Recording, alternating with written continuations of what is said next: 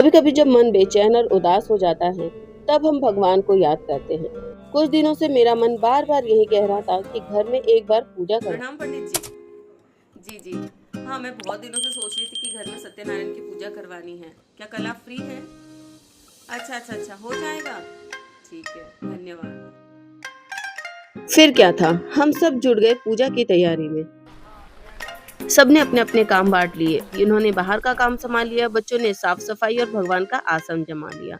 मैं भी स्कूल से आकर दोबारा नहा धोकर प्रसाद बनाने और बाकी के काम संभालने में लग गई।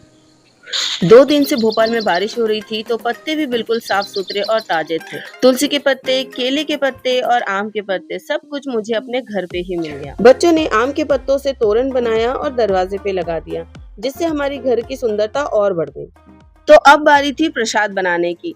मैंने अपनी पूजा की कढ़ाई निकाली, जो सिर्फ इन शुभ मौकों पर ही बाहर आती है। पहले घी डाली और उसमें थोड़ा थोड़ा करके आटा डाल दिया। उसके बाद एक दूसरी कढ़ाई में इलायची भून ली और इलायची खूब अच्छे से कूट ली, और दूसरी तरफ काजू ले लिए और उसके बारीक बारीक टुकड़े कर लिए और आटे पर इलायची डाल के, काजू डाल के बहुत देर तक अच्छे से भून लिया, जब तक उसमें से सौंधी सौंधी खुशबू नहीं आई।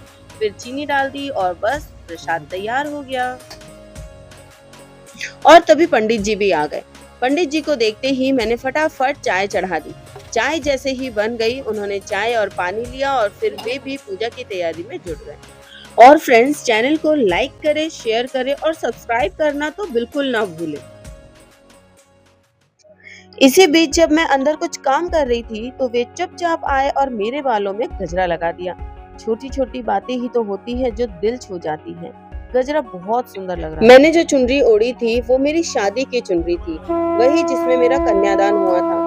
बस पूजा शुरू हो गई और हम सब ने पूरे मन से, पूरी श्रद्धा से पूजा की। जब गोपाल जी को दूध, दही, शहद और घी से नहलाया गया और उन्हें सजाया गया तो वे इतने सुंदर लग रहे थे कि मन बस उन्हीं में रमा। हवन करने के बाद सबने एक साथ पूर्ण आहुति दी। जब कोई पूजा घर में होती है तो वो सिर्फ धार्मिक अनुष्ठान नहीं होता, वे परिवार के सदस्यों को करीब लाने का बहाना। पूजा के अंत में सबको प्रसाद दिया गया और ये सुंदर कार्य का समापन हुआ।